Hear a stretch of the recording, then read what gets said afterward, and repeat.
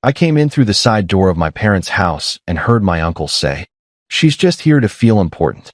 My mom replied, "Yeah, poor thing thinks money makes her family." Then she turned and saw me. I said, "You're right. Which is why this family won't see another dollar from me ever."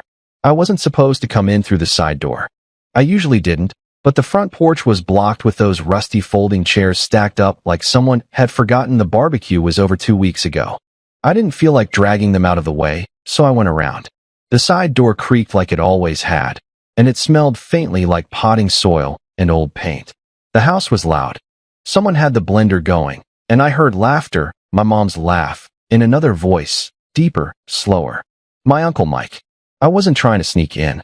I just hadn't gotten a chance to say hi yet. But then I heard him say it. "She's just here to feel important." There was a pause, a small one. Then my mom. "Yeah, poor thing thinks money makes her family." I stopped just inside the mudroom, keys still in my hand. Then I walked in. My mom turned first. She went pale like she'd been caught stealing from a church basket.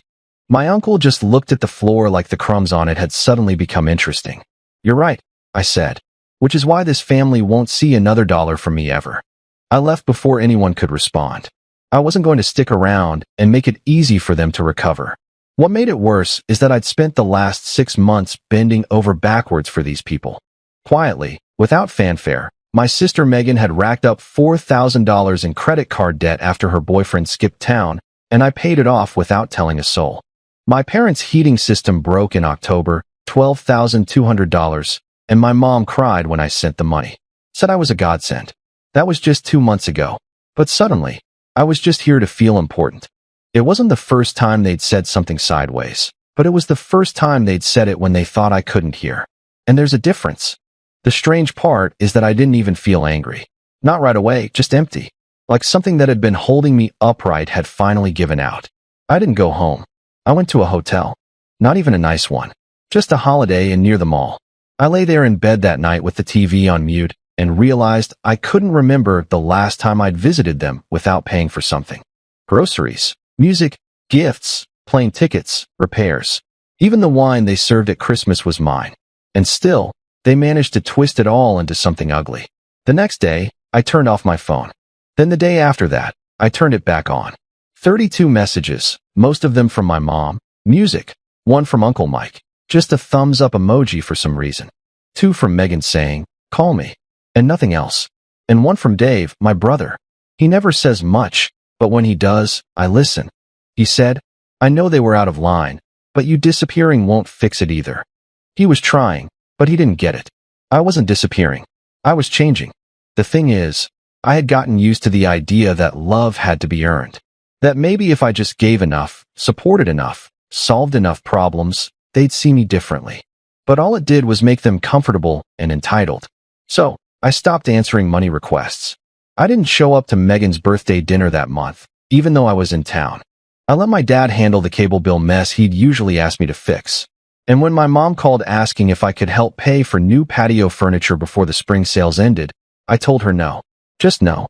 No excuse. There was silence on the other end. Pause. Then, okay. It was the first time I'd ever heard her not argue back. And it wasn't a clean break. Nothing like that. At first, they just got colder, less warm in their texts, fewer photos in the family group chat. Megan even blocked me for a while, but then something shifted. Little things. My dad started calling just to ask how I was doing. Not to ask for help, just to talk. My mom texted me a photo of a pie she baked. Said she used the recipe I sent her last year, and that it actually turned out okay. They didn't say thank you for the things I'd done. Not yet. But they started treating me less like a safety net and more like a person they wanted around. And I wasn't expecting that. What I was also not expecting was who tried to undo it all. Uncle Mike. He couldn't stand it, and I didn't know it yet. But he was just getting started. I didn't see it coming from him, to be honest. Uncle Mike was never really that involved in anything. He was the guy who showed up late to family events, made everyone wait to eat because he wanted to give a toast, and then disappeared with a six-pack before anyone noticed he hadn't brought a single dish. He'd float around family drama like it bored him. But apparently, my change was his business. The first hint came during Easter. I hadn't planned on going. It was still too soon after the side door incident, and I was fully prepared to skip it. But Dave called and asked me to come. He said things had cooled down and that Megan wanted to talk. I knew better than to trust that completely, but I went. I thought maybe there was a chance they were ready to stop making me the enemy. Turns out they were, but Uncle Mike wasn't. It was subtle at first. He kept bringing up money jokes about our little Rockefeller and Stacy, the sponsor. Someone mentioned taking a trip to Florida, and he said loud enough for everyone to hear. Better get Stacy to book it. That's the tradition, right? I didn't respond. I didn't have to. My dad actually said quiet but clear, "Knock it off, Mike." That was new. Uncle Mike just smiled like he didn't hear him, then poured himself another drink. Later, I overheard him talking to my mom in the kitchen. I wasn't even trying to listen. I'd gone in to grab more water and heard my name the moment I opened the door. He was saying I was letting myself walk all over them now, that I was holding money hostage to get what I wanted, that I was manipulating them with silence and guilt. I stood there for a second, then walked straight in. My mom looked surprised, but didn't say anything. Uncle Mike didn't even pause. He turned to me and said, "You think because you paid a few bills you're better than this family?" I didn't answer. I looked at my mom. She said nothing. So I walked back out. That night, I called Dave and told him what happened. He sighed and said, "I think he's jealous. You're independent. You got out." He didn't. I'd never thought about it that way before. Uncle Mike had been living with his girlfriend for 10 years in the same rented house they'd had since the early 2000s. No kids, no real job. He bounced from one thing to another. Always had stories about the market or some project that never became anything. Maybe he needed to feel important too. But it wasn't just jealousy. He was digging in. The next month, my mom stopped calling again. My dad's texts got shorter. I felt the shift. It was subtle, like someone had turned the temperature down a few degrees, but it was there. And I knew exactly who had turned the dial. This time, I didn't just let it happen. I called my parents and asked if we could talk, just the three of us. No family, no distractions. They invited me over for dinner. It was awkward. My mom made lasagna and kept trying to talk about the weather. Finally, I said, "I'm music. No, Mike's been saying things to you, and I know you're listening. But you need to ask yourselves why someone who can't even manage his own life is so invested in controlling mine." It got quiet. Then my dad said, "We know? He's been in our ear for a long time." I nodded. It was time to stop listening. I wasn't angry. I just felt done. That night changed something. I think they really heard me. But Uncle Mike wasn't finished. The more I pulled back, the more desperate he became to drag me back in. And the next time I saw him, it wasn't going to be just words. It was going to be a full attempt to blow everything up. It was Megan's baby shower, her first, held at a small winery just outside town. The kind of place with string lights and fake rustic charm that looks better in photos than in real life. My mom had thrown herself into planning it like it was a royal wedding. Personalized favors, custom cupcakes, a diaper raffle with prizes more expensive than the diapers themselves. She sent me the invitation directly. No text, no call. Just a pastel pink envelope in the mail with my full name printed across it. Like we were pretending to be formal now. I stared at it for 3 days before RSVPing. Part of me wanted to skip it. Megan and I hadn't had a real conversation in months. But another part of me still wanted to believe things could be fixed. Maybe showing up would matter. If not for her, then for me. I arrived 10 minutes late on purpose. Just enough time for the room to settle and the attention to move on. I slipped in, hugged Megan, complimented her dress, handed over a gift card tucked inside a designer onesie, and took a seat at the edge of the main table. Dave and his girlfriend were there. My mom was glowing like this was all a carefully staged performance. Then I saw Uncle Mike posted near the drinks table like he owned the place. 2 glasses of red already gone, laughing too loudly at jokes no one else found funny. I didn't say hi. Neither did he. At first, everything went fine. The games were the usual nonsense. The food was decent. Megan looked genuinely happy, glowing in that exhausted, pregnant way. For a moment, I let myself think maybe things had shifted. Then Uncle Mike stood up. In a warning. No transition, just rose with his wine glass and said, "Before we get to the gifts, I just want to say something about family." A few people clapped awkwardly. My stomach dropped. I knew that tone.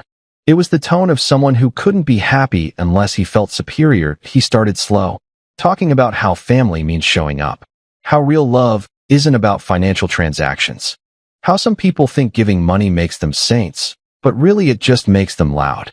Music, my face went cold. He never said my name, but every word pointed straight at me. Megan stared at the table. My mom fidgeted with a napkin. My dad didn't move. That he finished by saying that if we want to raise the next generation right, we have to remember what real connection looks like. Not guilt, not leverage, just family. Then he sat down like he'd done something noble. No one clapped. The air went stiff. Dave muttered, "Jesus Christ." I stood up. I didn't look at anyone but him. I said, "The only person using guilt in this room is you." He smiled like it was a joke, but no one laughed. You don't get to stand up and rewrite the story because you feel threatened. I gave because I wanted to. I helped because no one else would. But you? You show up when it's convenient and act like you've earned a voice. That I turned to my parents. He's been trying to wedge himself into this family for years, and you've allowed it. But he doesn't add anything. He doesn't help. Music, he doesn't support. He just talks. I paused. No one stopped me. That I'm not going to keep defending myself for doing the right thing just because he couldn't. If you keep letting him steer this family, you'll lose more than you realize. That I didn't wait for a response. That I left feeling clear. Done. Back home, I ignored my phone. I didn't want apologies or explanations. I wanted proof that someone understood what had happened. The next morning, my dad called. I almost didn't answer. He said, "Your mom and I talked. We asked Mike to give us space. He won't be coming to family events for a while.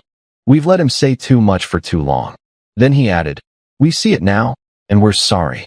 That hit harder than anything Mike had said. Later that week, Megan texted, "Thanks for showing up. I know that wasn't easy." Then another message. "He always talked down to me too." It wasn't closure, but it was something. After that, things changed. My mom called a few days later like nothing had happened. We talked normally. No Mike. No tension. Then came lunch, small invites, Sunday dinners, random ice cream runs. My parents stopped asking for things. They just showed up. Then they invited me to a long weekend at Lake George. 2 cabins. No pressure to pay. I offered anyway. My mom said no. "This one's on us." That's when I started to believe they were really trying. Then Mike called from an unknown number. "You think they've changed? You think this is real?" I hung up. Minutes later, he sent a screenshot. A group chat. My name in it. A message from my mom saying I acted like they were part of my charity project. Dated 2 weeks before the baby shower. My stomach dropped that I didn't respond. I saved it. Not out of spite. Just to remember. A few days later, Megan called. She said Mike sent her the same screenshot. "We confronted Mom," she said. She admitted it. "We told her if she wants this to be real, she has to say it out loud." For the first time, it wasn't me doing the work. That's when I realized Mike wasn't warning me. He was trying to ruin something he wasn't part of anymore. I drove to Lake George alone. For hours of switching between cautious hope and quiet suspicion, unsure if this was real or just another trap. The cabins were nicer than I expected. Real wood, a fire pit, hammocks swaying for no reason. Megan waved when I pulled in, swollen ankles, a plate of grapes balanced on her belly. "You made it," she said like it mattered. Everything felt normal. My dad grilled. My mom asked about work. Dave joked about my inability to start a fire without YouTube. For a while, it almost felt like a family again. That night, my mom asked if we could talk. Just talk. We sat near the water while everyone pretended not to listen. She said she knew I'd seen the message. She admitted she'd resented needing me and made me the problem instead of dealing with her feelings. Then she handed me a folded note she'd written in case she couldn't say it right. I didn't read it yet. We just sat there, quiet. Later, we all piled onto the couch to watch a movie. It felt peaceful until my phone buzzed. A group message from Mike. A photo of me and my mom by the water, taken from behind the trees. He'd been watching. I went outside. Dave followed. Soon everyone was there. Megan opened the family group chat, posted the photo, and wrote, "This is what obsession looks like. We're done letting you poison everything." My parents didn't stop her. My mom removed Mike from the chat. Just like that, I finally read my mom's note. It wasn't perfect, but it was enough. For the first time, I didn't feel like I had to earn my place. 6 weeks later, I got an email invite to a family reunion. Simple, casual, no expectations. I hesitated, then said yes. I showed up with nothing. No gifts, no food, just me. The pavilion was full. Kids running, bad karaoke, overcooked ziti. My mom handed me a plate and told me to try the eggplant. No apology. Just normal. Then my dad stood up and said, "This year's been hard. But sometimes you don't fix what you don't face." He raised his cup to doing better and to the people who kept showing up anyway. N01 mentioned Mike. Later, Megan sat beside me with the baby asleep on her shoulder. "This is the first reunion I've actually enjoyed," she said. I looked around. No tension. Just family. That day didn't fix everything. But it closed something. I used to think I had to buy my way into love. Now I know. I just show up. And the people who matter show up too.